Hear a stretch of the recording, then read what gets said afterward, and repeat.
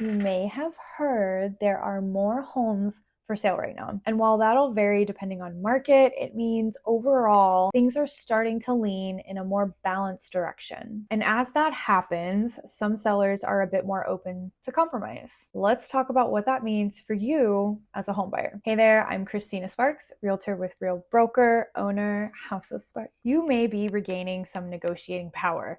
That can translate into savings, perks, or even better terms on your purchase if you know what levers to pull during negotiation. Here are a few reasons why it's pretty essential to have an agent represent you as part of the negotiation process. The complicated part is knowing what is and isn't on the table. That's where your agent is going to come in. According to the National Association of Realtors, NAR, besides finding the right home, the top thing buyers want from their agent is help negotiating the terms of the sale, followed by negotiating the price, of course. And here's why. Agents are skilled negotiators and are trained for moments like this, good ones at least. Since your agent is an expert in the local market, they'll also know what's working for other buyers and what's not. And that can help you get a better understanding of what's realistic to ask for. So what's on the negotiation table? Here are some of the most common concessions an agent can help you negotiate. First, the sales price.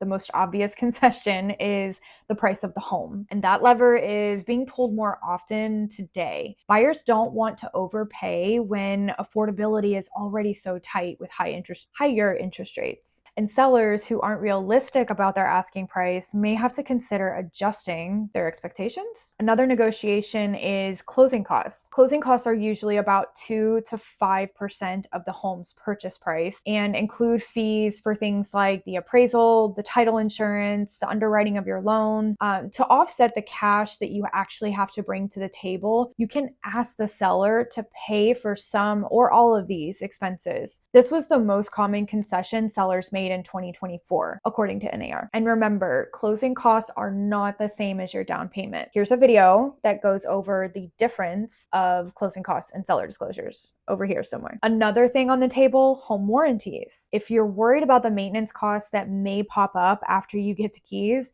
you can ask the seller to pay for a home warranty. Since this concession usually isn't very expensive at all for the seller, it can be a good negotiation tool for a buyer. It's not a big cost for the seller, but it can be a big perk and weight off your shoulders as a buyer. Another thing on the table are home repairs. Based on the inspection, you're within your rights to ask the seller to make certain repairs. If the seller doesn't want to, they could offer to drop the home price or cover some of the closing costs so you have more room in your budget to take care of those repairs yourself. Another thing, fixtures. Want that washer and dryer to stay? Maybe the stainless steel fridge? In many cases, you can actually ask for the appliances or even furniture to be included in the deal, which will save you money when you move. Another thing you can negotiate is the closing date. Based on your timeline, you may request a faster or an extended closing window. Depending on the seller's needs, this could be a great situation for them too. Of course, negotiating is a complex process, and not every seller will be willing to offer concessions. Again, lean on your agent for expert advice about what's realistic to ask for and what could turn sellers off and make them walk away. Because once you have found a home that you love, you don't want to risk losing it, but you also want to get the best terms possible on your purchase. And that's where having an agent represent you as a buyer can